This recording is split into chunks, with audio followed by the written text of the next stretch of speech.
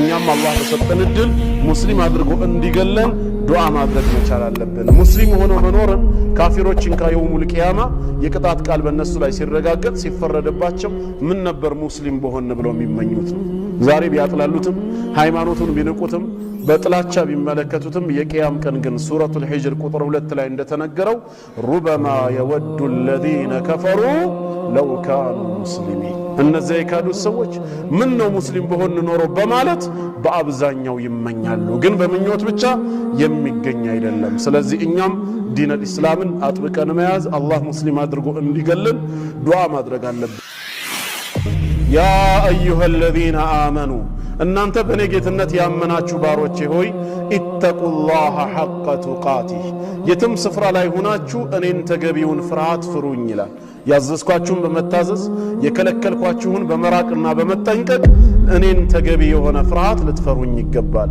ወላ ተሙቱነ ኢላ ወአንቱም ሙስሊሚን ስትሞቱም ሙስሊሞች ሆናችሁ ሙስሊሞች ሆናችሁ እንጂ እንዳትሞቱ ነው የሚለው ጌታ አላህ። ሰዎች ለምንድን ነው ለጥቅም ብለው ዲናቸውን የሚቀይሩት? ያ ጥቅም በአዘል ያልተጻፈ ከሆነ አያገኙትም እኮ እምነታቸውን ስለቀየሩ። ምክንያቱም አንድ በእናታችን ማህፀን እያለ ሲሳያችንም አጀላችንም ተጽፏል ተወስኗል።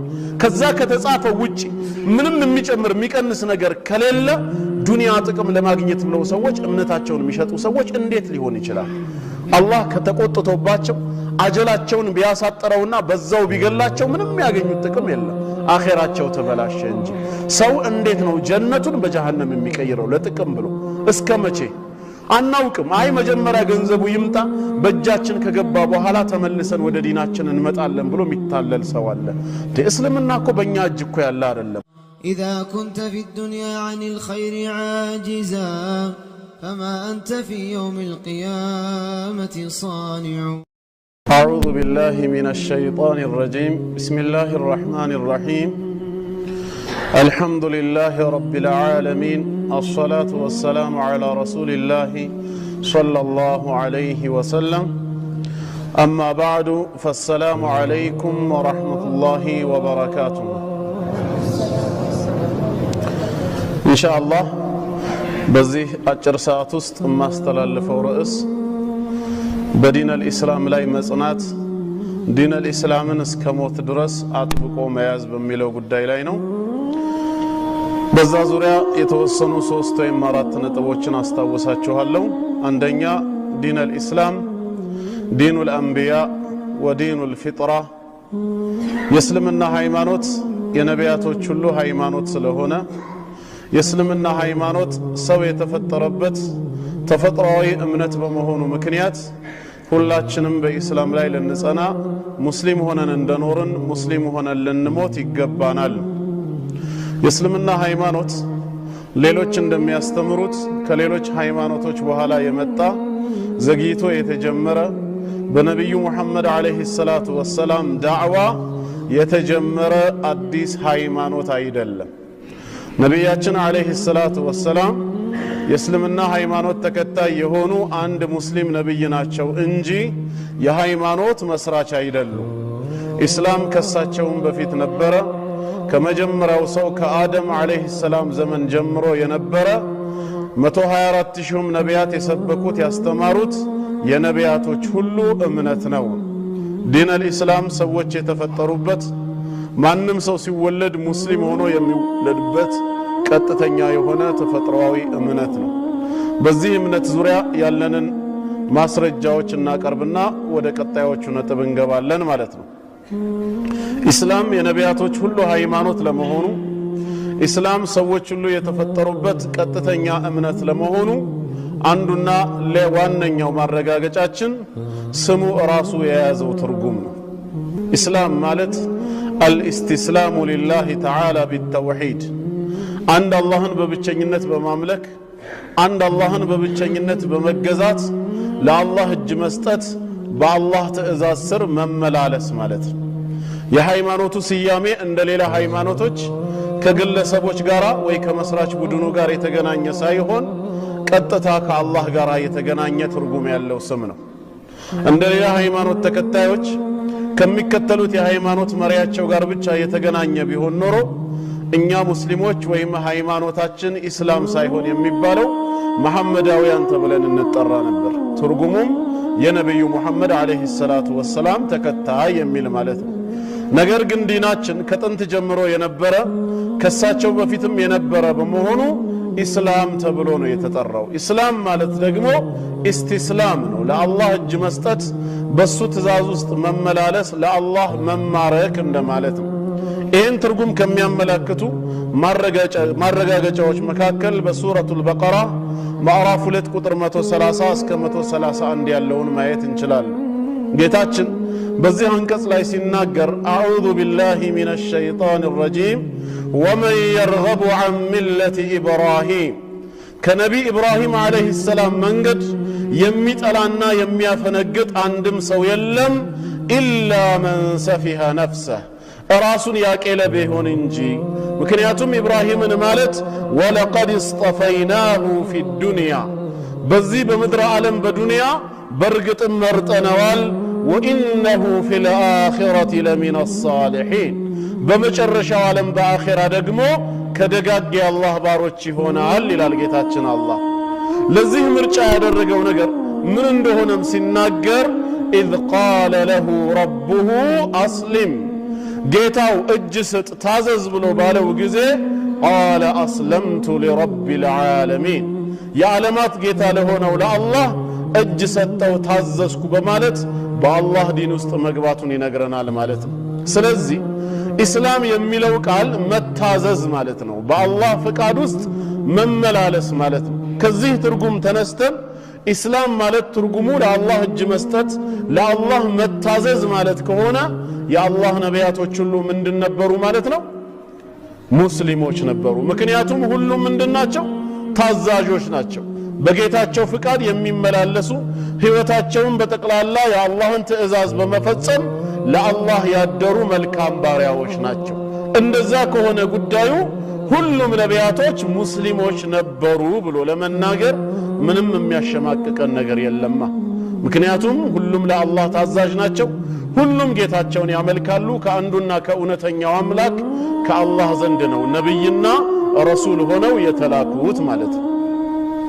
አይ ነቢያቶች ሙስሊም አልነበሩም ማለት የቀረው አማራጭ ምንድነው? ካፊሮች ነበሩ ማለት ነው። የአደም ልጆች ከዚህ ከሁለቱ ውጪ ሌላ ስም የላቸውም። አላህ የፈጠራቸው የአደም ዝርያዎች ከሃይማኖት አንጻር ወይ አማኞች ናቸው፣ ካልሆነ ከሃዲያን ናቸው። ነቢያትን ሙስሊም አልነበሩም ማለት የቀረው ምርጫ ከሃዲዎች ነበሩ ነው እንጂ ሌላ ምንም የምንጠራው አማራጭ የለንም። አላህ በሱረቱ ተጋቡን ምዕራፍ 60 ቁጥር 2 ላይ ሲናገር ሁወ ለዚ ኸለቀኩም ይላል። እርሱ አላህ ማለት እናንተን የፈጠረ ጌታ ነው። ፈሚንኩም ካፊሩን ወሚንኩም ሙእሚን ከእናንተ ውስጥ ከሃዲያኖች አሉ፣ እንዲሁም ከእናንተ ውስጥ አማኞች አሉ ነው ያለው።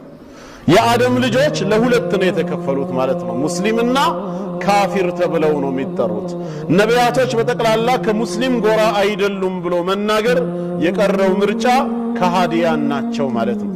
ይሄ ደግሞ በምንም መልኩ የሚታሰብ አይሆንም።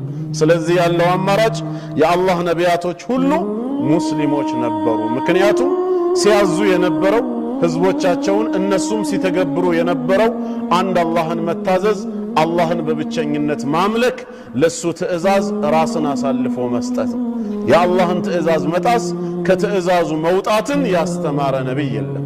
ሁሉም ነቢያቶች ወደ ህዝቦቻቸው ሲላኩ ምንድነው የሚሉት?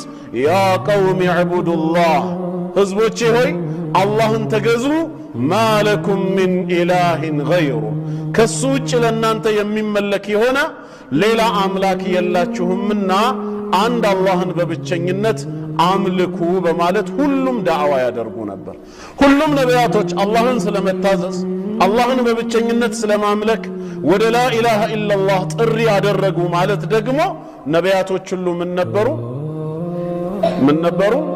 ሙስሊሞች ነበሩ ማለት ነው። ኢስላም ከስሙ ትርጓሜ ጀምሮ ስሙ ካዘለው መልእክት ጀምሮ የነቢያቶች ሁሉ እምነት እንደሆነ በዚህ ማረጋገጥ ይቻላል። ይሄ አንደኛው ማስረጃችን ነው። አንድ ነብይ የመሰረተው ሃይማኖት ቢሆን ኖሮ ያ ሃይማኖት ወደዛ ነብይ ተጠግቶ ሙሐመዳውያን ተብለን በተጠራን ነበር። ልክ አይሁዳውያኖች በጎሳቸው ተለይተው አይሁዳዊ ተብለው ተጠርተዋል። የአይሁድ ዝርያ የሌለበት ሰው አይሁዳዊ ነኝ ማለት አይችልም ማለት ነው። ነሳራዎች የኢሳ አለይሂ ሰላም ተከታይ ስለሆኑ ክርስቲያን ተብለው ተጠርተዋል። ትርጉሙም የክርስቶስ ተከታይ ማለት ነው። የሙሳ ተከታይ የሚለውን አያቅፍም። የነቢ ሙሐመድ ሰለላሁ ዐለይሂ ወሰለም ተከታይ የሚለውን አያቅፍም። አንድ ነብይ ኢሳን ብቻ ነው ኢንዲኬት የሚያደርገው። እኛ ግን ሙሐመዳውያን ሳንሆን ሙስሊም ተብለን የተጠራ ነው። ሙስሊም ማለት ደግሞ ለአላህ እጅ የሰጠ የሰለመ የታዘዘ ማለት ነው። ለአላህ እጅ የሰጠ በትእዛዙ ያደረ ሁሉ ሙስሊም ከተባለ ከአደም ዘመን ጀምሮ የነበሩት ነቢያቶችን ሙስሊም ለማለት ምን የሚከብድ ነገር አለው ታዲያ? ሁሉም ለአላህ እጅ የሰጡ በትእዛዙ ያደሩ ስለሆኑ ነው። ስለዚህም ኢስላም ዲኑል አንቢያ የነቢያቶች ሁሉ ሃይማኖት ነው። ግልጽ ነው። አሁን ከሳቸው የተጀመረ ከክርስትና በኋላ 570 ዓመት ዘግይቶ የመጣ ሃይማኖት ሳይሆን ከሁሉም ሃይማኖቶች የቀደመ ከሰዎች ጋራ ከሰው ዘር ጋራ አብሮ የነበረ ፍጹም ጥንታዊ እምነት ነው። ይሄ አንደኛው ደሊላችን ነው። በዚህ ማስረጃ ከተስማማን ወደ ሁለተኛው ማስረጃ ደግሞ እንገባለን። ዲነል ኢስላም የነቢያቶች ሁሉ ሃይማኖት መሆኑን በምንድነው የምናውቀው ለሚል ሰው ሁለተኛው ማስረጃ ዲኑል ፊጥራ ሰው የተፈጠረበት ሃይማኖት መሆኑን በማወቅ ጌታ አላህ ሰዎችን ሲፈጥራቸው በኢስላም ሃይማኖት ላይ አድርጎ እንደፈጠራቸው በቁርአን ነግሮናል። ሰው የሚወለደው ሙስሊም ሆኖ ከሆነ የሰው ተፈጥሮ እስልምና ከሆነ መቼ ነው ሰው የተፈጠረው ወይም ሰው መፈጠር የጀመረው መቼ ነው ብለን ጥያቄ ስናነሳ ከመጀመሪያው ሰው ከአባታችን አደም አለይሂ ሰላም ዘመን ጀምሮ መሆኑን እናገኛለን። ስለዚህ እስልምናም ከአደም ዘመን ጀምሮ የነበረ የሰዎች ሃይማኖት ነው። ዲነል ኢስላም ሰው የሚፈጠርበት ሰው የሚወለድበት እምነት ለመሆኑ ምንድነው ማረጋገጫው? አላህ በሱረቱ ሩም ቁጥር 30 ላይ የተናገረው ጌታችን በሱረቱ ሩም ማዕራፍ 30 ቁጥር 30 ላይ ፈአቂም ወጅሀከ ሊዲን ሐኒፋ ፊትህን ወደ እውነት ለተዘነበለው ሃይማኖት ቀጥ አድርግ ይላል። ይሄ ሃይማኖት ደግሞ ምንድነው? ፊጥረተላህ ሃይማኖት ነው። አለቲ ፈጠረ ናስ ዐለይሃ ሰዎችን ሁሉ በሷ ላይ የፈጠረበት እምነት ነውና ይሄን እምነት ያዝ፣ ፊትህን ለዚህ ቀጥተኛ ሃይማኖት ቀጥ አድርግ ይላል። ላ ተብዲለ ሊኸልቂላህ የአላህን ፍጥረት በፍጹም መለወጥ የለም ነው የሚለው። አትቀይር። ዛሊከ ዲኑል ቀይም ቀጥተኛና የተስተካከለ ሃይማኖት ማለት ይህ ነው። ወላኪነ አክተረ ናስ ላ ያዕለሙን ነገር ግን ከሰዎች ብዙዎቹ ይህንን እውነታ አይረዱም አያውቁም ማለት። ኢስላም ግን ምን ነበር? ዲኑል ፊጥራ የሰው ተፈጥሯዊ ሃይማኖት ነው። ፈጠረ ናስ ዐለይሃ ሰዎችን ሁሉ በሷ ላይ ነው የፈጠረው ነው የሚለው ረሱል ሰለላሁ ዐለይሂ ወሰለም በሐዲሳቸው ይህንን የቁርአን አንቀጽ አብራርተውታል። አቢ ሁረይራ ረዲየላሁ ዐንሁ ባስተላለፈው ሐዲስ ረሱል ዐለይሂ ሰላቱ ወሰላም ምን ይላሉ? ኩሉ መውሉድን ዩውለዱ ዐለል ፊጥራ ማንም የሚወለድ ሰው በሚወለድበት ጊዜ በተፈጥሮ ንጽህናው በፊጥራው በኢስላም ጎዳና ላይ ሆኖ ይወለዳል። ከጊዜ በኋላ ግን ፈአበዋሁ ወላጆቹ ምን ያደርጉታል? ዩሐዊዳኒሂ አይሁዳውያኖች ከሆኑ እንደ አይሁድ እምነትና ስርዓት መሰረት የአይሁድ እምነት ተከታይ ያደርጉታል። አው ዩነሲራኒሂ ወይም ቤተሰቦቹ ወላጆቹ ክርስቲያን ከሆኑ በሃይማኖቱ ስርዓት መሰረት ዩነሲራኒሂ ክርስቲያን ያደርጉታል። አው ዩመጅሳኒሂ አሉ በሶስተኛ ወይም መጁሳ ዞሮስቲያንስ የሚባሉ ጣዖታውያኖች እነሱም ከሆኑ በዛ እምነትና ስርዓት መሰረት የመጁሳ እምነት ተከታይ ያደርጉታል አሉ። እነዛ ወላጆች እነዛ ቤተሰቦች ሙስሊሞች ከሆኑ ግን አው ዩሰሊማኒሂ እነሱ ሙስሊም ያደርጉታል ብለው አልነገሩንም። ለምን? ኢስላም የሰው ተፈጥሮ ነው። ሲወለድ ሙስሊም ሆኖ ተፈጥሯል፣ ሙስሊም ሆኖ ተወልዷል። በዛው ፊጥራው ነው የሚያድገው። ዲነል ኢስላም የሰው ተፈጥሮ ባይሆን ኖሮ ሰው ሲወለድ ሙስሊም ሆኖ ባይፈጠር ኖሮ እነዛ አይሁዳዊ ክርስቲያን መጁሳ እንዳረጉት እነዚህኛዎቹ ሙስሊም ቤተሰቦች ደግሞ ልጃቸውን ምን ያደርጉት ነበር? ሙስሊም ያደርጉታል ተብሎ ይገለጽ ነበር። ያ ያልተገለጸበት ምክንያቱ ምንድነው? ኢስላም የሰው ተፈጥሮ ነው። አላህ ሰዎችን ሁሉ በኢስላም መንገድ ላይ ነው የፈጠረው። የቤተሰብ አስተዋጽኦ አያስፈልግም ማለት ነው። ለዚህ ነው የመጀመሪያው ትእዛዝ ለልጆች የሚተላለፈው ከረሱል ሰለላሁ ዐለይሂ ወሰለም የመነጨው ሐዲስ ምን የሚል ነው?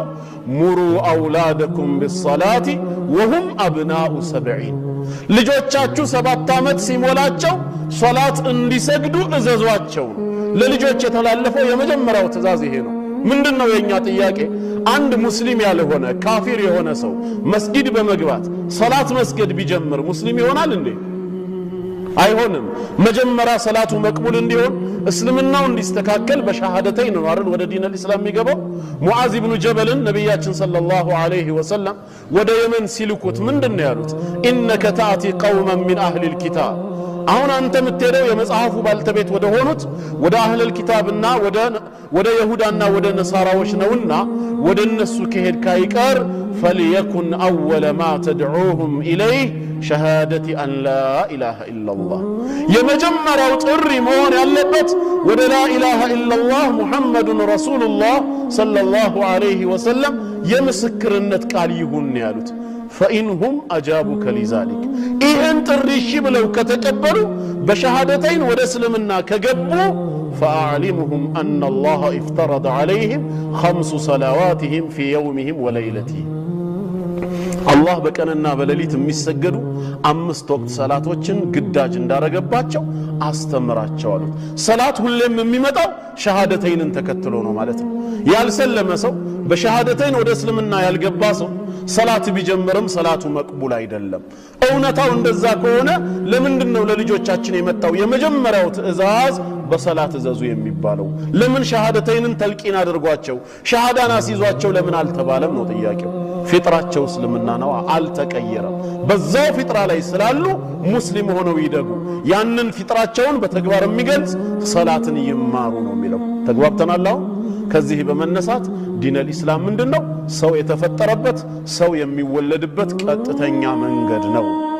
ተጨማሪ ሌላ ማስረጃ በሱረቱል በቀራ ቁጥር ምዕራፍ 2 ቁጥር 138 ላይ ጌታችን የተናገረው አለ። ምን ይላል ጌታችን? ቁጥር 138 ላይ ፊጥረተላህ ሲብገተላህ ይላል። የአላህን ተፈጥሯዊ መንከር ሁላችሁም ያዙ ይላል። ጥምቀት ማለት ተፈጥሯዊ የሆነ ነውና አላህ በተፈጥሮ እናንተን ያጠመቀበት የነከረበትን ዲን ያዙ።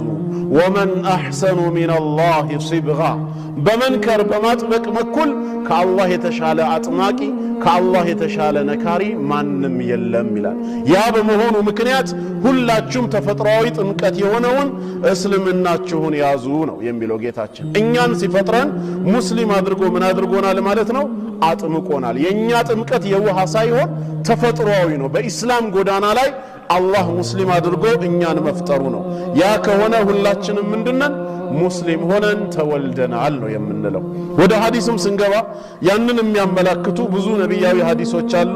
ከነዚህ መካከል አንደኛው ምንድነው?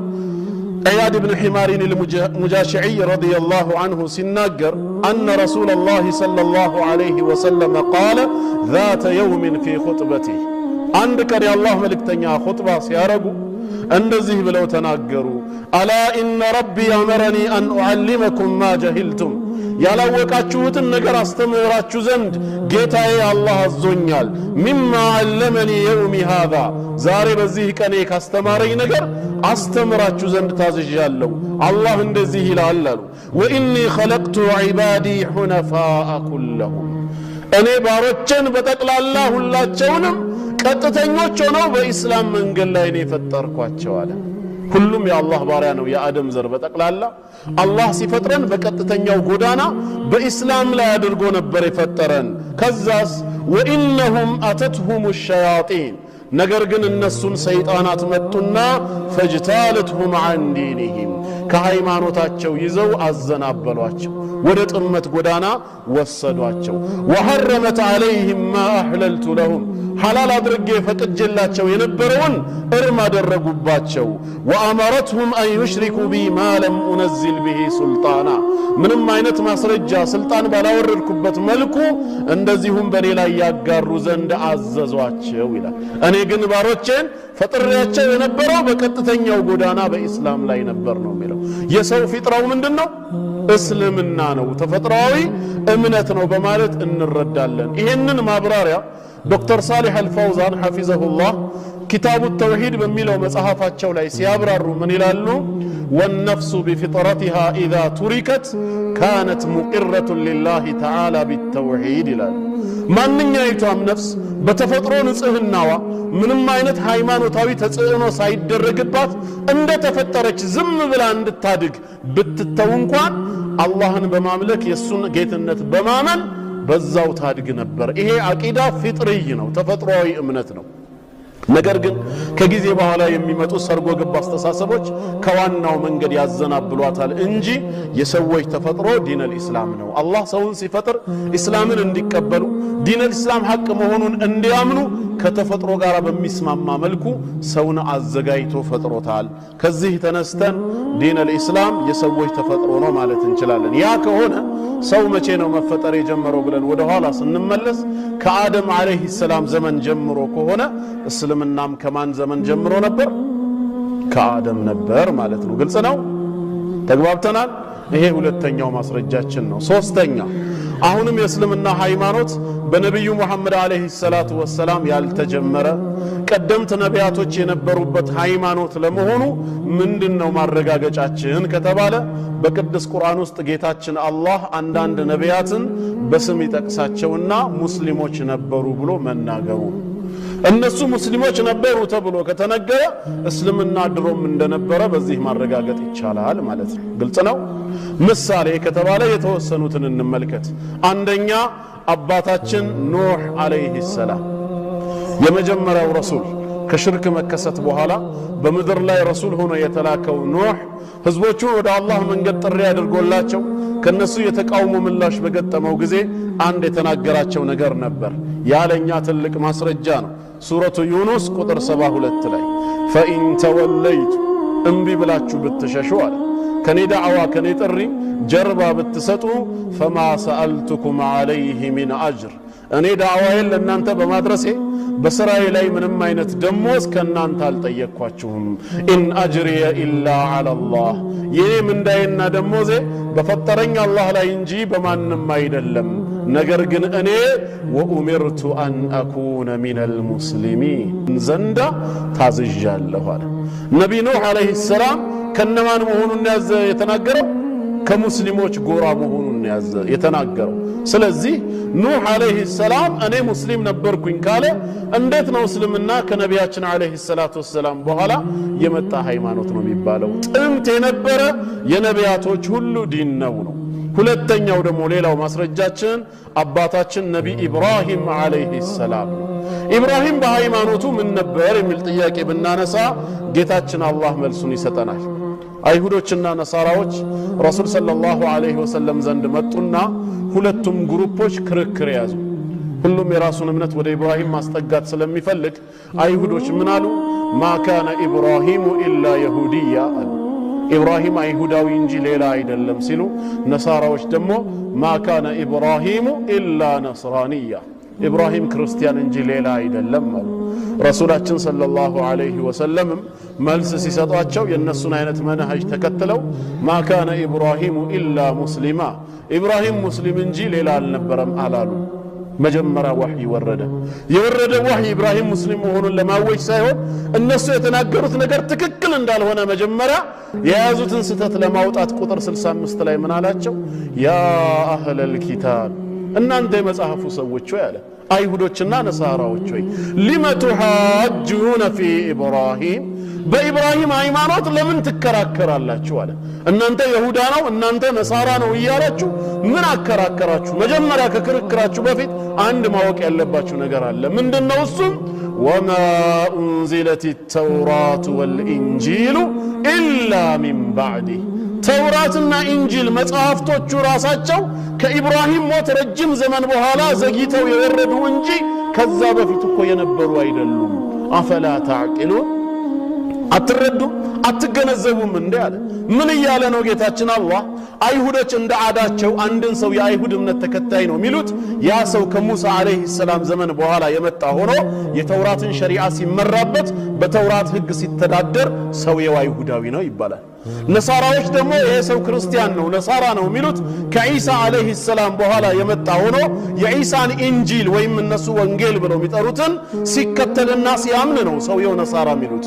ስለዚህ እናንተ ሁለት ተከራካሪ ቡድኖች ኢብራሂም አለይሂ ሰላምን ከሁለቱ ሃይማኖት ወደ አንዱ ለመመደብ ግዴታ ከተውራት በኋላ መጥቶ ተውራትን የተከተለ ወይ ከኢንጂል ዘመን በኋላ መጥቶ ኢንጂልን የተከተለ ሰው መሆን ነበረበት አይደለም? ነገር ግን እኔ ተውራትንም ሆነ ኢንጂልን በሙሳና በኢሳ አለይሂም ሰላም ላይ ያወረድኩት ከኢብራሂም ሞት ረጅም ዘመን በኋላ ነው። ኢብራሂም ከዛ በፊት የነበረ ሰው ነው አላቸው። ያ ማለት አይሁዳዊም ክርስቲያንም መሆን በፍጹም አይችልም ነው። ግልጽ ነው። ስለዚህ እነሱ የቆሙበት መሰረት መጀመሪያ ትክክል እንዳልሆነ ናደባቸው ማለት ነው። አሁን የተንጠለጠለ ጥያቄ ይቀራል። እንግዲያውስ አይሁድም ሆነ ነሳራ ካልሆነ ምንድነው ታዲያ የሚል ነው። ቁጥር 67 ላይ ወረድ አለና ሱረቱ አሊ ኢምራን ምን አላቸው? ማ ካነ ኢብራሂሙ የሁዲያን ወላ ነስራንያ። ኢብራሂም በእምነቱ አይሁዳዊም አልነበረም ክርስቲያንም አልነበረም። ታዲያስ ወላኪን ካነ ሐኒፈን ሙስሊማ፣ ነገር ግን ወደ ሐቅ ጎዳና ያዘነበለ እውነተኛ ሙስሊም ነበር አለ። ከአይሁድና ከነሳራ ጎራ አልነበረም ብሎ መናገሩ አረብ ጣዖታውያኖች ምናልባት አጋጣሚውን ተጠቅመው እንግዲያውስ ከኛ ይሆን ብለው ደግሞ እንዳይጠረጥሩ አንቀጹን ሲዘጋው ወማ ካነ ሚነል ሙሽሪኪን፣ ከናንተም ከአጋሪዎች ከጣዖታውያኖች አይደለም፣ እሱ ቀጥተኛ እውነተኛ ሙስሊም ነበር ነው ያለው።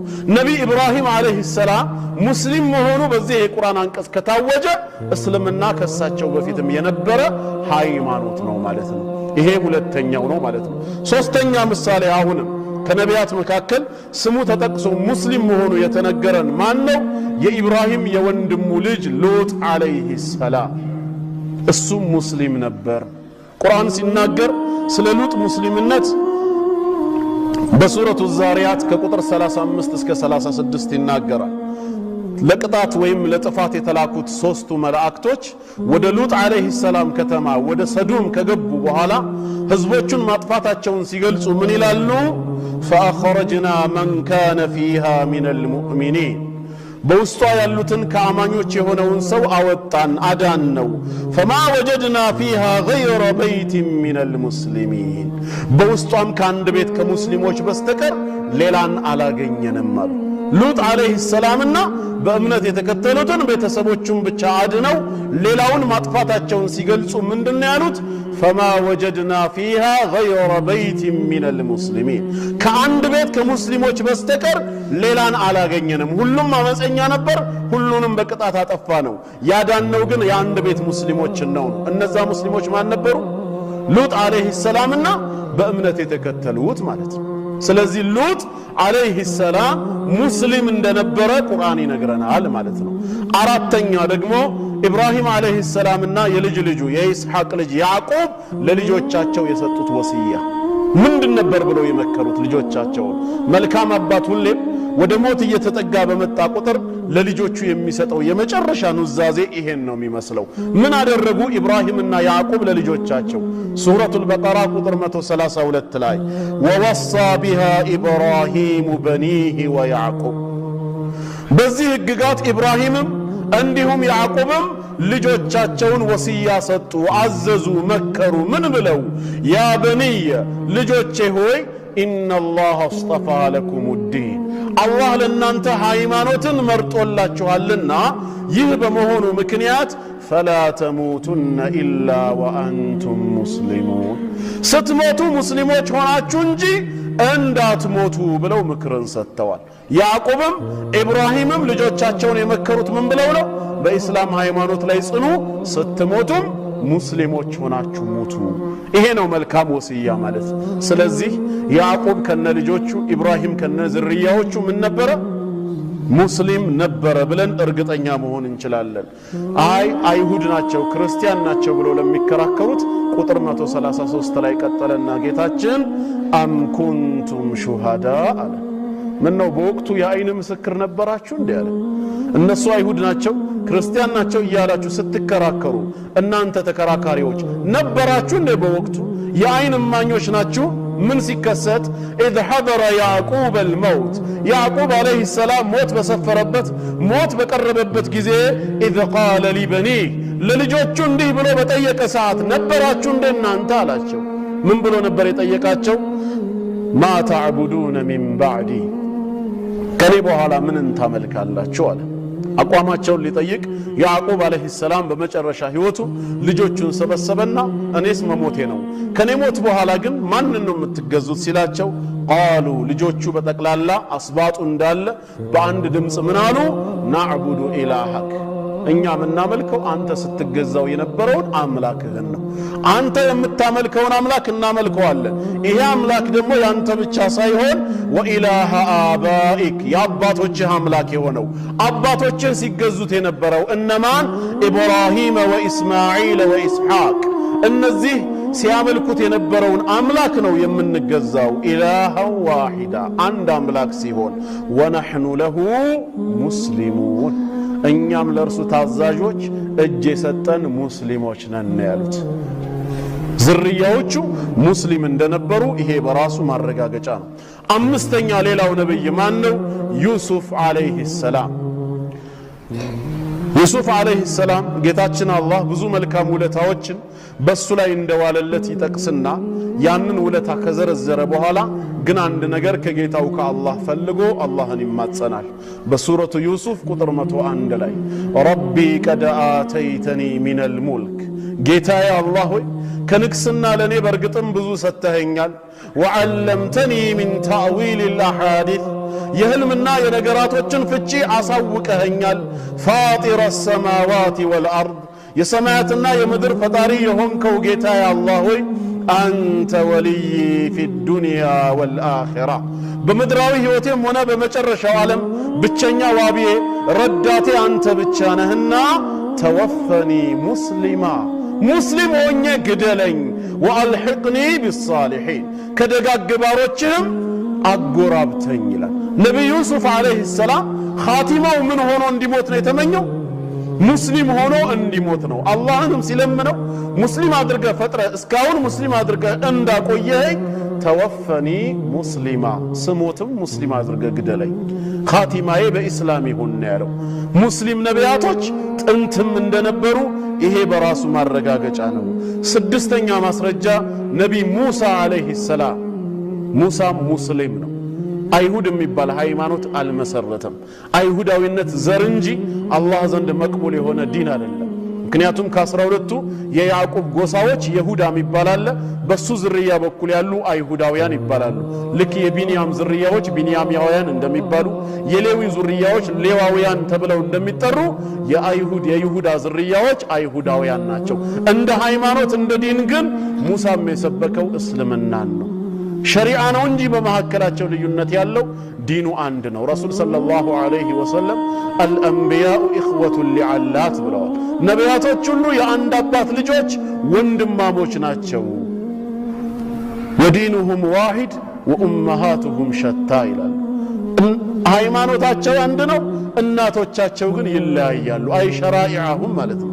ሊኩልን ጀዐልና ሚንኩም ሽርዐተን ወሚንሃጃ ስላለ ህግና ስርዓቱ እንደ ዘመኑ እንደ ቦታው ተለያይቶ ቢሰጥም ሃይማኖቱ ግን አንድ ነው፣ ኢስላም ነው። ያ ከሆነ ሙሳም የሰበከው እስልምናን ነው። ሱረቱ ዩኑስ ቁጥር 84 ላይ ምንድነው የሚለው? ወቃለ ሙሳ አለይሂ ሰላምም አለ ያ ቀውሚ ህዝቦቼ ሆይ ኢን ኩንቱም አመንቱም ቢላህ በአላህ አምናችሁ ከሆነ ፈዐለይሂ ተወከሉ በእርሱ ላይ ብቻ ተመኩ።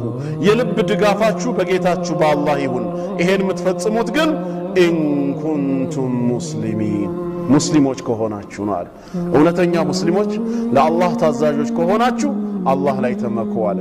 የሙሳ አለይሂ ሰላም እውነተኛ ተከታዮች ምን ነበሩ ማለት ነው? ሙስሊሞች ነበሩ። ሰባተኛ ደግሞ ሰሐረቱ ፊርዓውን የፊርዓውን ደጋሚዎች ምን ነበሩ? እነሱም እስልምናን ተቀብለው የእስልምናን ሃይማኖት ማመናቸውን አውጀዋል። አላህ ኻቲማቸውን አስተካክሎ ሙስሊም አድርጎ እንዲገላቸው ሁሉ ዱዓ አድርገዋል። ኢስላም ጥንትም የነበረ በመሆኑ ሱረቱል አዕራፍ ቁጥር 125 እስከ 126 ምን ይላል? ፊርዓውን እኔ ሳልፈቅድላችሁ እንዴት ለሱ ታምናላችሁ? እጅና እግራችሁን እያፈራረኩኝ እሰቅላችኋለሁ ብሎ በመቆራረጥ እሰቅላችኋለሁ ብሎ በዛተ ጊዜ ምንድነው ያሉት? ቃሉ ኢና ኢላ ረቢና ሙንቀሊቡን እኛ ከሞት በኋላ ወደ ጌታችን ተመላሾች ነን። ወማ ተንቂሙ ሚና አንተም ከኛ አትጠላም ኢላ አን አመና ቢአያት ረቢና በጌታችን አንቀጾች ማመናችንን እንጂ ሌላ የጠላኸው ነገር የለም። ለማ ጃአትና በመጣልንና እውነት በበራልን ጊዜ በጌታችን አንቀጾች ማመናችንን እንጂ ሌላ ምን ጠልተሃል? ስለዚህ ጌታችን አላህ ወይ ረበና አፍሪግ ዐለይና ሰብራ ከፊርዓውንና ከሰራዊቱ በኩል የሚመጣብንን መከራና ችግር እንቋቋም ዘንድ ትዕግስትን በእኛ ላይ አፍስስብን። ወተወፈና ሙስሊሚን ሙስሊሞች ሆነንም ግደለናል። ሲሞቱ ምን ሆኖ መሞትን ፈልገዋል? ሙስሊም ሆኖ መሞትን ፈልገዋል። ስምንተኛ ማስረጃ ነቢ ሱለይማን አለይሂ ሰላም ሙስሊም እንደነበረ በቁርአን ላይ ይናገራል። መሊከቱ ሰበእ የሰበእ ንግሥት የሆነችው ወይም ቢልቂስ ተብላ የምትጠራው የተናገረችውን ጌታችን በቃሉ ሲነግረን በሱረቱ ነምል ማለት ነው በማዕራፍ 27 ከቁጥር 29 እስከ 31 እንዲሁም ቁጥር 41 ላይ ምንድነው የሚለው ጌታችን? ቃለት የሰበእ ንግሥት የሆነችዋም ተናገረች፣ ያ አዩሀል መለኡ እናንተ ሹማምንቶች ሆይ ኢኒ ኡልቂየ ኢለየ ኪታቡን ከሪም የተከበረ የሆነ ጽሑፍ ወይም መጽሐፍ ወደ እኔ ተጥለዋል። ኢነሁ ሚን ሱለይማን እሱም ከነቢይ ሱለይማን አለይሂ ሰላም የሆነ ነው። ወኢነሁ ቢስሚላሂ ራሕማን ራሒም በአላህ ስም እጅግ በጣም ሩህሩህ እጅግ በጣም አዛኝ በሆነው በማለትም የሚጀምር ነው። ከዛም አላ ተዕሉ ዐለየ በእኔ ላይ አትመጻደቁ፣ ወአቱኒ ሙስሊሚን ሙስሊሞች ሆናችሁ ታዛዦች ስትሆኑ ወደ እኔ ኑ የሚል ነው። ከዛም ካማከረቻቸው በኋላ መጨረሻ ቁጥር 42 ላይ ምን ይላል? ፈለማ ጃአት ወደ ሱለይማን መንበረ ንግስና በመጣችም ጊዜ ቂለ አሃከዛ ዓርሹኪ ይሄ ነበር እንደ ዙፋንሽ ልክ እንደዚህ ነው እንደ ሲሏት ቃለት ከአነሁ እሱ ራሱ ነው እንጂ አለች። ወኡቲነ ልዕልመ ሚን ቀብሊሃ ይላል ነቢ ሱለይማን አለይሂ ሰላም ከሷ በፊት እውቀት ተሰጥቶናል። ወኩና ሙስሊሚን ሙስሊሞችም ነበርንና ይላል ሱለይማን አለይሂ ሰላም። ስለዚህም እስልምና ጥንት የነበረ የነቢያት እምነት ነው። ዘጠነኛ ምሳሌ በሱ ብቻ ላብቃውና ዘጠነኛ የዒሳ አለይሂ ሰላም ተከታዮች ወይም ሐዋርያቶች ሙስሊሞች ነበርን ነው የሚሉት። ይህንን ነው ዒሳም እንዲመሰክርላቸው የፈለጉት። ሱረቱ አሊ ዕምራን ቁጥር 52 ላይ ፈለማ አሐሰ ዒሳ ሚንሁሙል ኩፍረ የመርየም ልጅ ዒሳ አለይሂ ሰላም ከወገኖቹ በኩል ክህደት በተሰማው ጊዜ ይላል አብዛኛዎቹ ዳዕዋውን አልተቀበሉም። ባመጹና ክህደት በተሰማው ጊዜ ቃለ መን አንሳሪ ኢለላህ ማን ነው ወደ አላህ ይሄን ዲን ሊረዳኝ ሊያግዘኝ የሚችለው በማለት ሲጣራ ቃለ አልሐዋርዩን የዒሳ ኹለሳዎቹ ተከታዮቹ ሐዋርያቶች ምን አሉ? ነሕኑ አንሳሩላህ እኛ የአላህ ዲን ረዳቶች ነን። አመና ቢላህ በአላህ ጌትነት አምነናል። ወሽሀድ ቢአና ሙስሊሙን እኛም ሙስሊሞች መሆናችንን መስከር በማለት ዒሳን መልስ ሰጡት ማለት ነው። ይሄው ቃል በሱረቱል ማኢዳ ምዕራፍ 5 ቁጥር 111 ላይ ተደግሟል። ስለዚህም የዒሳ ተከታዮች ሙስሊም ከሆኑ ነብያቸው ዒሳ ምንድን ነበር ማለት ነው?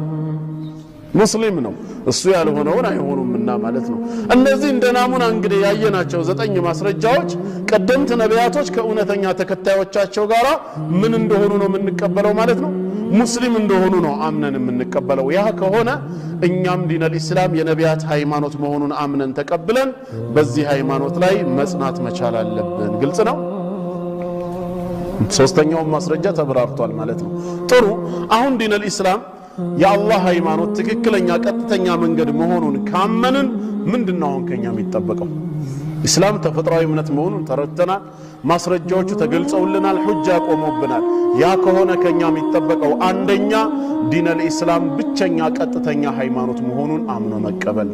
ከኢስላም ውጪ ያሉ ሃይማኖቶች ሁሉ ባጢል፣ ውሸትና ከንቱ መሆናቸውን አምነን መቀበል አለብን። በመላሳችን መመስከር አለብን።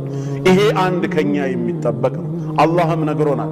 ሱረቱ አሊ ዒምራን ቁጥር 19 ላይ ኢነ ዲነ ዒንደላህ አልኢስላም፣ አላህ ዘንድ ተቀባይነት ያለው ተወዳጅነት ያለው ሃይማኖት እስልምና ብቻ ነው።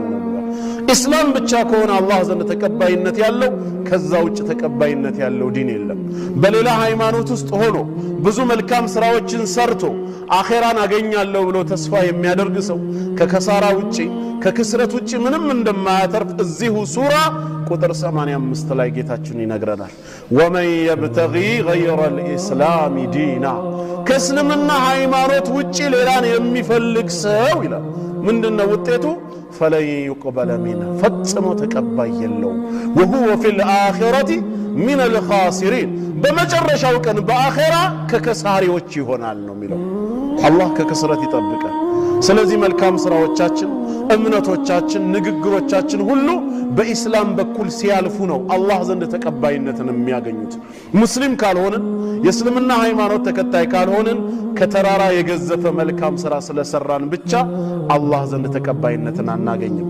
እናታችን አይሻ ረዲየላሁ ዐንሃ ኢብኑ ጁድዓንን ጠቅሳ በዘመነ ጃሂልያ ዝምድና የሚቀጥል ምስኪኖችን የሚረዳ የሚያበላ የሚያጠጣ መሆኑን ገለጸችና ይሄ ነገር በአኼራ ይጠቅመዋል ወይ ስትላቸው ረሱል አለይሂ ሰላቱ ወሰላም አይጠቅመውም አሉ። ምክንያቱንም ሲናገሩ ምን አሉ? ሊአነሁ ለም የቁል የውመን አላሁመ እግፊር ሊ ኸጢአቲ የውሙዲን፣ አንድም ቀን እንኳ ቢሆን ጌታዬ ሆይ ኃጢአቴን በፍርዱ ቀን በዕለተ ትንሣኤ ማረኝ ብሎ አኼራን አምኖ ዱዓ አድርጎ አያውቅም። ስለዚህ የሰራው መልካም ሥራ እዚሁ ዱንያ ላይ ነው። በሌላ ሐዲሳቸው ኢነል ካፊረ ኢዛ ዓሚለ ሐሰነተን አሉ፣ አንድ ካፊር የሆነ ሰው መልካም ሥራን ከሠራ ኡጥዒመ ቢሃ ጡዕመተን ሚነ ዱንያ ነው ያሉት። ከዱንያ ሲሳዮች አላህ በሠራው መልካም ሥራ ልክ ይተካለታል። ወይ ከበሽታ ከበላ ይከላከልለታል፣ ወይ ዕድሜውን ያረዝመዋል እንጂ አኼራ ላይ ምንም የሚያገኘው ነገር የለም። ኢስላም ብቸኛው አላህ ዘንድ ተቀባይነት ያለው ሃይማኖት መሆኑን ልናውቅ ልንረዳ ይገባል። ከእስልምና ውጪ ሌላን የሚረዳ ሌላን የሚፈልግ ሰው ካለ ከሳሪ ነው። አልሐምዱሊላህ يهديكم الله ويصلح بالكم። ሁለተኛ ሌላው አሁንም ልናውቅ ልንረዳ የሚገባው ሙስሊም ሆነን መሞት እንዳለብን አጥብቀና ምን መቻል አለብን። አላህም ሙስሊም አድርጎ እንደፈጠረን ሙስሊም አድርጎ እንዲገድለን ሁላችንም ከልባችን ዱዓ ልናረግ ይገባል። አላህ ሙስሊም አድርጎ ይግደለን። ከኛ የሚፈልገውም ይህንን ብቻ ነው። ጌታችን ሱረቱ አሊ ዒምራን ምዕራፍ 3 ቁጥር 102 ላይ በግልጽ ነግሮናል። ምንድነው ያለው ጌታችን? ያ አዩሃ الذين آمنوا፣ እናንተ በኔ ጌትነት ያመናችሁ ባሮቼ ሆይ ኢተቁላህ ሐቀ ቱቃቲህ፣ የትም ስፍራ ላይ ሆናችሁ እኔን ተገቢውን ፍርሃት ፍሩኝ ይላል። ያዘዝኳችሁን በመታዘዝ የከለከልኳችሁን በመራቅና በመጠንቀቅ እኔን ተገቢ የሆነ ፍርሃት ልትፈሩኝ ይገባል። ወላ ተሙቱነ ኢላ ወአንቱም ሙስሊሚን፣ ስትሞቱም ሙስሊሞች ሆናችሁ ሙስሊሞች ሆናችሁ እንጂ እንዳትሞቱ ነው የሚለው ጌታ አላህ። ሙስሊም ሆኖ መሞትን አላህ አዞናል ማለት ነው። ቅድም ባየነው ማየት ኢብራሂምና ያዕቆብ የልጅ ልጆቻቸውን ሲመክሩ ኢነላህ አስጠፋ ለኩም ዲነ ወላ ተሙቱነ ኢላ ወአንቱም ሙስሊሙን፣ አላህ ሃይማኖትን መርጦላችኋል። ስለዚህ ፈላ ተሙቱነ ኢላ ወአንቱም ሙስሊሙን፣ ሙስሊሞች ሆናችሁ እንጂ እንዳትሞቱ ነው የተባለው። ሙስሊም ሆኖ መሞትን እነዚህ ነቢያቶች እንኳን ለልጆቻቸው ይናገሩ ነበር። ዩሱፍ አለይሂ ሰላም ያረገው ዱዓ ምን ነበር? ተወፈኒ ሙስሊማ ወአልሂቅኒ ቢሳሊሒን፣ ሙስሊም ሆኜ ግደለኝ ከመልካም ባሪያዎች አጎራብተኝ ነው። ሰሐረቱ ፊርዓውን የፊርዓውን ደጋሚዎች ተአምሩን አይተው ካመኑ በኋላ ረበና አፍሪግ ዐለይና ሰብራ ወተወፈና ሙስሊሚን፣ ሙስሊም ሆነን ግደለን በማለት ዱዓ አድርገዋል ማለት ነው። እኛም ይህንን ዱዓ ነው ልናደርግ የሚገባው። የመጨረሻ ህይወቱ ሙስሊም ሆኖ መሞትን ሐቅ መሆኑን ፊርዓውን ራሱ እኮ አምኖበታል። ስላመነም ነው በመጨረሻው ሰዓት ሸሃዳ የያዘው ወደ ዲነል ኢስላም የገባው። ግን ሰዓቱ ካለፈ እማይጠቅመው ሆነ እንጂ የመጨረሻ ህይወቱ ግን በሸሃደተይን ተስተካክሎለት ነበር። ጌታችን እንደተናገረው ወጃወዝና ቢበኒ እስራኤል አልባህር ሱረቱ ዩኑስ ቁጥር 90 ላይ በኒ እስራኤሎቹን ባህሩን 12 ቦታ በመክፈት 12ቱንም ነገዶች አሳለፍናቸው ይላል። ፈአትበዐሁም ፊርዓውን ወጁኑዱሁ በግየን ወዐድዋ በእነሱ ላይ በጠላትነት ድንበር በማለፍ ፊርዓውንና ሰራዊቱ ተከተሏቸው። ሐታ ኢዛ አድረከሁ ልገረቅ ፊርዓውን መስጠም ባገጠመው ጊዜ ይላል አላህ ባህሩን ወደ ነበረበት ሲመልሰው ሙሳና ተከታዮቹ ካለፉ በኋላ ፊርዓውንና ሰራዊቱ ውስጥ ጠቅልለው ሲገቡ ከመውጣታቸው በፊት ባህሩን ወደ ነበረበት ቦታ መለሰው። የዛኔም ፊርዓውን መስጠም ባገጠመው ጊዜ ምንድነው ያለው? ቃለ አመንቱ አለ አመንኩኝ በማን አነሁ ላ ኢላሃ ኢላ አለዚ አመነት ቢሂ በኑ እስራኤል ከሱ ውጭ ሌላ አምላክ በሌለው በአንዱ ጌታ በአላህ አምኛለሁ ወአነ ሚነል ሙስሊሚን እኔም ከሙስሊሞች ነኝ አለ። ሸሃዳው ትክክል ነበር፣ ግን ወቅቱ ያለፈ በመሆኑ ጌታችን ምን አለው? አልአን አለ አሁን ነው ወይ አለ ወቀድ ዓሰይተ ሚን ቀብል ከዚህ በፊት ስታምስ ከርመህ ወኩንተ ሚነል ሙፍሲዲን ምድርን በኃጢአት ከሚበክሉ ሰዎች ሁነ አሁን ከዱንያ መሰናበትህን ባረጋገጥ ጊዜማ ተውበት ተቀባይነት የለውም። ሱረቱ ኒሳ ላይ እንዳለው ወለይሰት ተውበቱ ሊለዚነ ያዕመሉነ ሰይአት ሐታ ኢዛ ሐደረ አሐደሁሙል መውቱ ቃለ ኢኒ ቱብቱ ልአን ወለለዚነ ሁም የሙቱነ ወሁም ኩፋር እነዛን በኃጢአት ባህር ሲጨማለቁ ከርመው ከነሱ አንዳቸው ጣዕረ ሞት ውስጥ ገርገራ ከገባ በኋላ ጌታዬ ሆይ አሁን ተመልሻለሁ ለሚሉ ሰዎች ተውበት ተቀባይነት የለውም ያለው። ሐዲስ ላይ እንደተነገረው ኢነላሃ የቅበሉ ተውበተል ዐብዲ ማለም ዩገርግር ጣዕረ ሞት ውስጥ እስካልገባን ድረስ አላህ የባሪያውን ተውበት የሚቀበል ጌታ ነው። ጣዕረ ሞት ውስጥ ገባ ማለት ከዱንያ ተሰናብቶ ወደ አኺራ እንደሚሄድ አረጋግጧል። ወደ ዱንያ እንደማይመለስ አውቋል። አምኛለሁ ቢል ትርጉም አልባ ነው። በአንድ ሐዲስ ላይ ረሱል ሰለላሁ ዐለይሂ ወሰለም ሰላቱን ኢዛ ኸረጅነ ላ የንፈዑ ነፍሱን ኢማኑሃ ለም ተኩን አመነት ሚን ቀብል አሉ። ሶስት ነገሮች ይፋ ሆነው ከወጡ በኋላ ከዚህ በፊት ላመኑትና መልካም ስራ ለሰሩ ካልሆኑ በቀር እንደ አዲስ ለሚያምኑ ሰዎች እምነታቸው ተቀባይነት የለውም ነው። ከዛ ውስጥ አንዱ ምንድነው? ፀሐይ ከምዕራብ በኩል ብቅ ማለቷ ነው። ገና ልክ ብቅ ስትል ከምዕራብ ባልተለመደ መልኩ ስትወጣ ሰው አይቶ ቢያምን ከዛ በፊት ያላመነ ሰው አይጠቅመውም። ይሄ እምነት አይባልም ከማየት በኋላ። ስለዚህ ፊርዓውንም ሙስሊም ነኝ ብሎ ተናግሯል። ኢስላም ብቸኛው መዳኛ መንገድ መሆኑን ያውቃል። ግን ሰዓቱ ካለፈ በኋላ መሆኑ ተጠቃሚ እንዳይሆን አደረገው ማለት ነው። እኛም አላህ በሰጠን እድል ሙስሊም አድርጎ እንዲገለን ዱዓ ማድረግ መቻል አለብን። ሙስሊም ሆኖ መኖርን ካፊሮችን ከየውሙል ቂያማ የቅጣት ቃል በእነሱ ላይ ሲረጋገጥ ሲፈረድባቸው ምን ነበር ሙስሊም በሆን ብለው የሚመኙት? ዛሬ ቢያጥላሉትም ሃይማኖቱን ቢንቁትም በጥላቻ ቢመለከቱትም የቂያም ቀን ግን ሱረቱል ሂጅር ቁጥር 2 ላይ እንደተነገረው ሩበማ የወዱ الذين كفروا لو كانوا مسلمين እነዚያ የካዱት ሰዎች ምን ነው ሙስሊም በሆን ኖሮ በማለት በአብዛኛው ይመኛሉ። ግን በምኞት ብቻ የሚገኝ አይደለም። ስለዚህ እኛም ዲነል ኢስላምን አጥብቀን መያዝ አላህ ሙስሊም አድርጎ እንዲገልን ዱዓ ማድረግ አለብን። እምነታችንን በጥቅም መቀየር የለብንም። የአክፍሮት ኃይላቶች ወደዚህ ቢመጡ በስንዴና በዘይት ምክንያት ወይ በጥቅም ተብሎ ሰው ሃይማኖቱን መሸጥ የለበትም። ረሱል ሰለላሁ ዐለይሂ ወሰለም ላ ቱሽሪክ ቢላሂ ወኢን ዑዚብተ ወሑሪቅተ ይላል።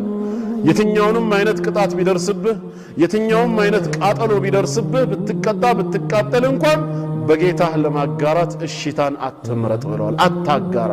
ተውሂድህን እንዳያስክ በላኢላሃ ኢላላህ ጸንተህ አላህን እስክትገናኝ ድረስ በእምነትህ ሰብር አድርግ ነው ያሉት።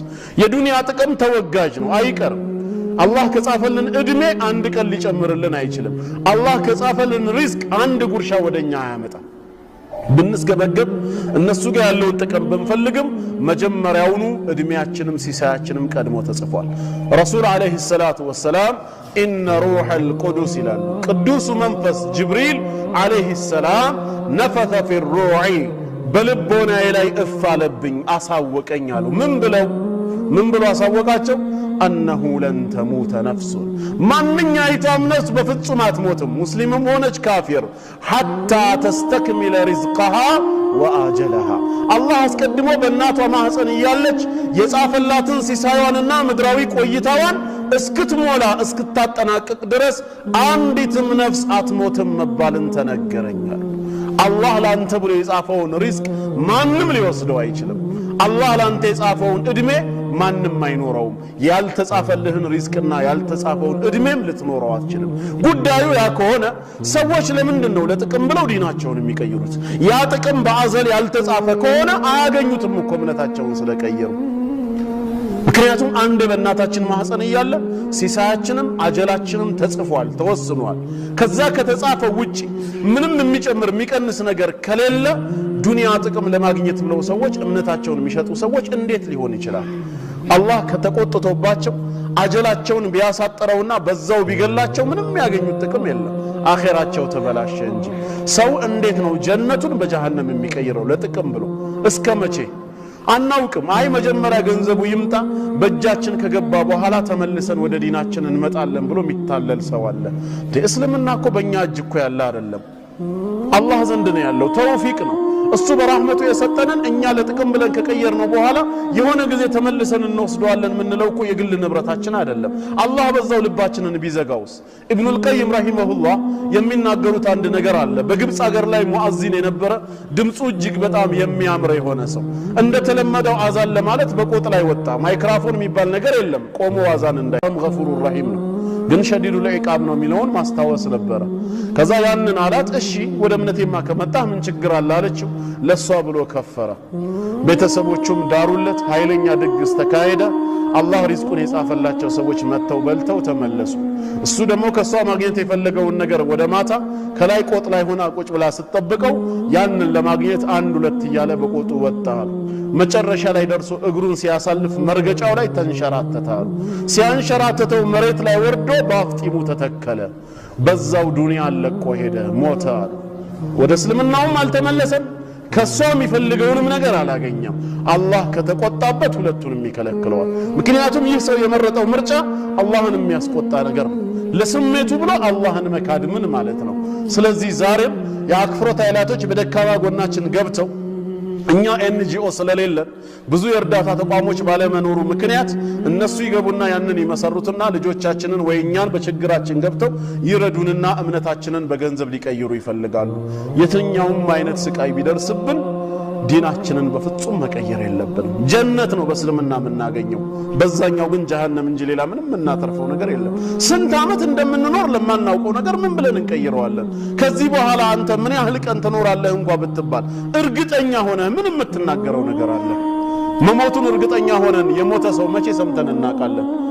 እንደውም እኮ ያልጋ ቁራኛ ሆነው አባቶቻችን አያቶቻችን ባልጋ ተኝተው ከዛሬ ነገ ሞቱ እንደ የሚለውን እየፈራን እዚህ ጋር ግን ጤነኛ ወንድማችን ሲሞት ነው የምናየው።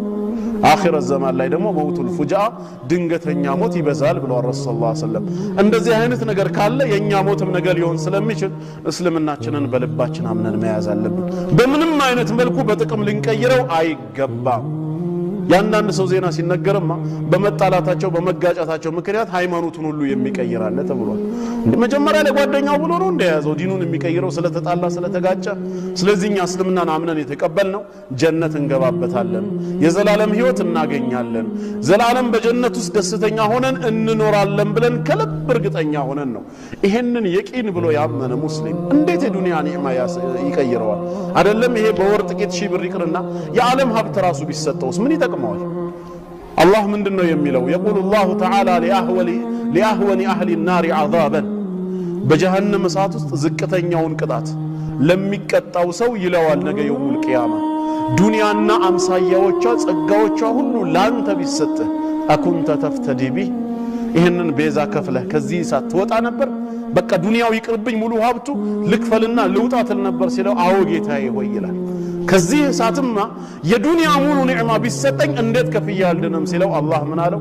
ዱንያ ላይ እኮ እያለህ የጠየቅኩህ ከዚህ ያነሰ ነገር ነበር። ከእሳት እንድትድን የዱንያን ሀብት ሁሉ ክፈል አልነበረም ያልኩ። ላ ቱሽሪክ ቢ ሸይአ፣ በእኔ አምልኮ አታጋራ።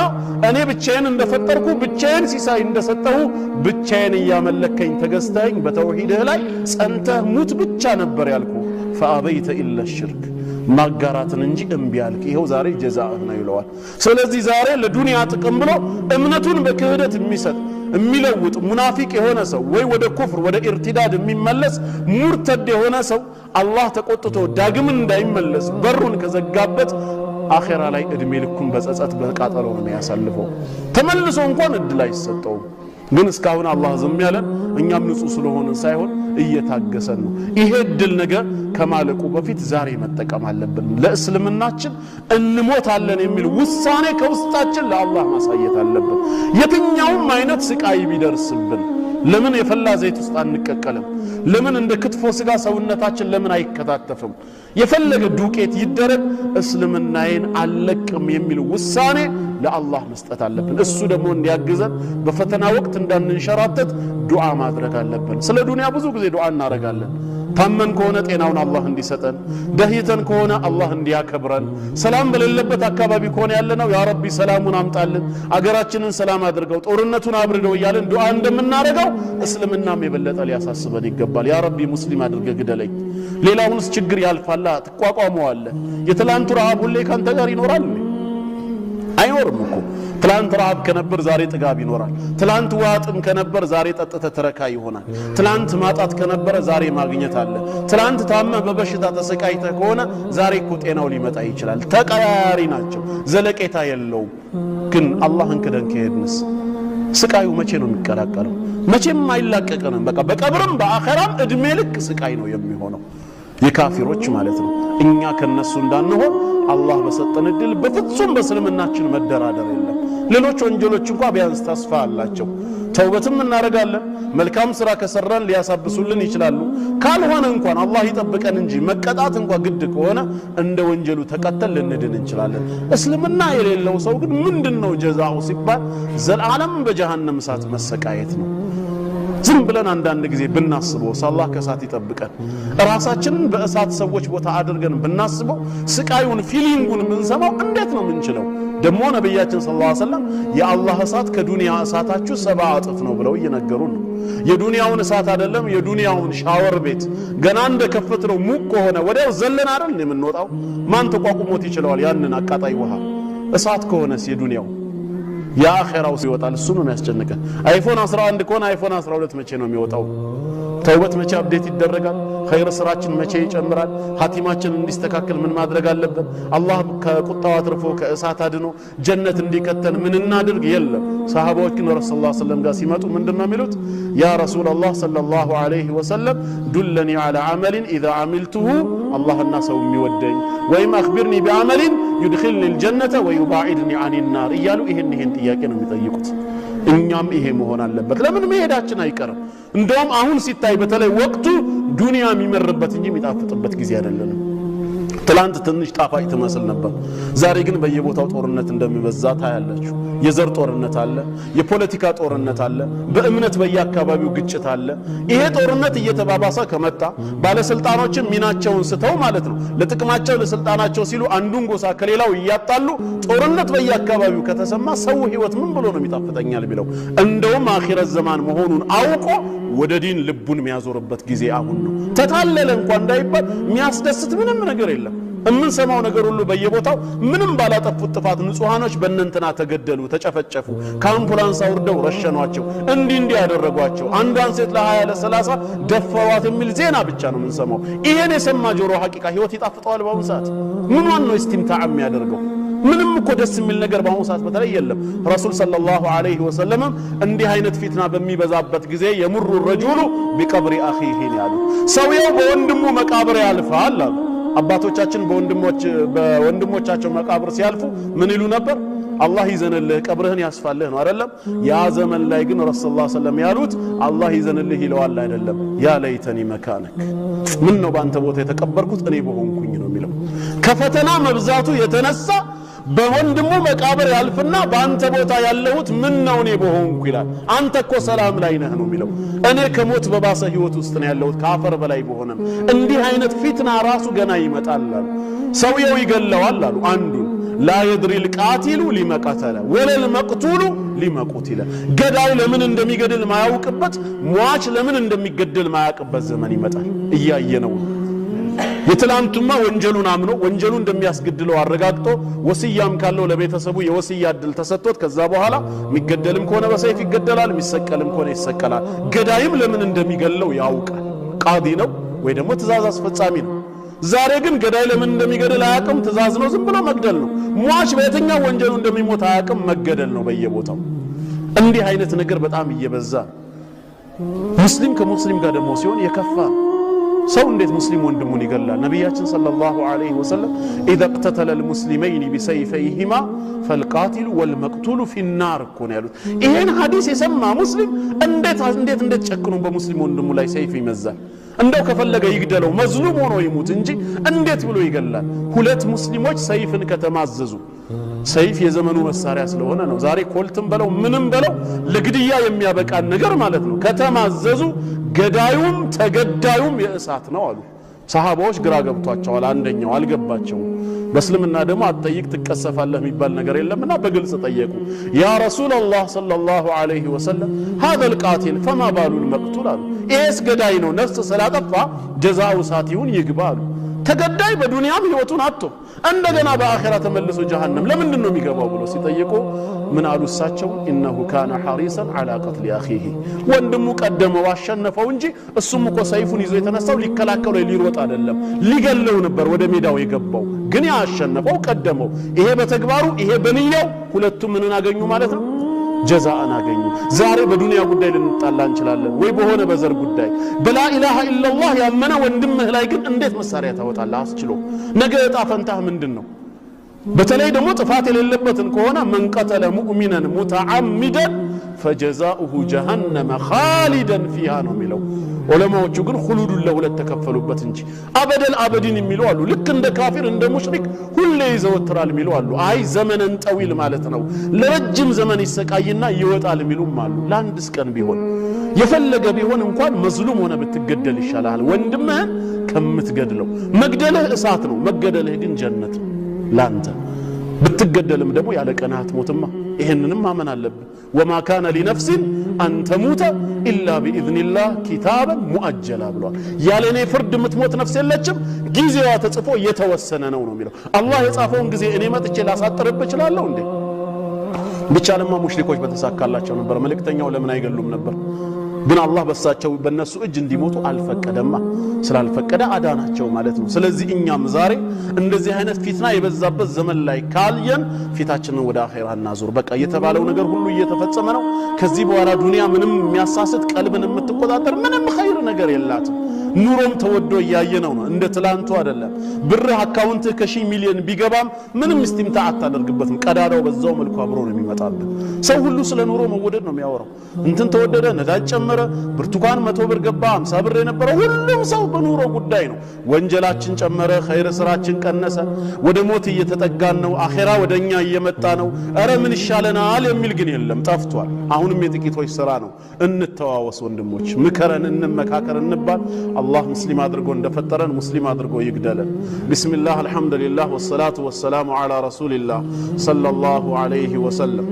اللهم يا رحمن الدنيا والآخرة ورحمهما، اللهم يا من أرحم بعباده من الأم بولدها، اللهم ارحمنا في الدنيا وفي القبر والآخرة برحمتك يا أرحم الراحمين. اللهم اغفر لنا ذنوبنا كلها صغيرها وكبيرها أولها وآخرها علانيتها وسرها ما علمنا منها وما لم نعلم برحمتك يا أرحم الراحمين. اللهم وفقنا الشهادة عند الموت والثبات عند سؤال الملكين في القبر والفوز بالجنة والنجاة من النار. اللهم اجعل آخر كلامنا من الدنيا شهادة أن لا إله إلا الله وأن محمدا رسول الله برحمتك يا أرحم الراحمين. اللهم وفقنا التوبة قبل الموت والشهادة عند الموت والثبات عند سؤال الملكين في القبر والفوز بالجنة والنجاة من النار. اللهم انصر المجاهدين في سبيلك، اللهم انصرهم بنصرك، اللهم أيدهم بتأييدك، اللهم انصر من نصر الدين، اللهم اخذل من خذل الدين، اللهم ارفع ارفع راية التوحيد، اللهم ارفع راية الإسلام، اللهم أهلك الظالمين بالظالمين، وأخرج إخواننا المسلمين من بينهم سالمين برحمتك يا أرحم الراحمين. اللهم كف عن المسلمين شر الأشرار وكيد الفجار يا عزيز يا غفار. اللهم انصر إخواننا المظلومين في كل مكان، اللهم انصر إخواننا المستضعفين في مشارق الأرض ومغاربها برحمتك يا أرحم الراحمين. وصل اللهم وسلم على نبينا محمد وعلى آله وصحبه وسلم أجمعين.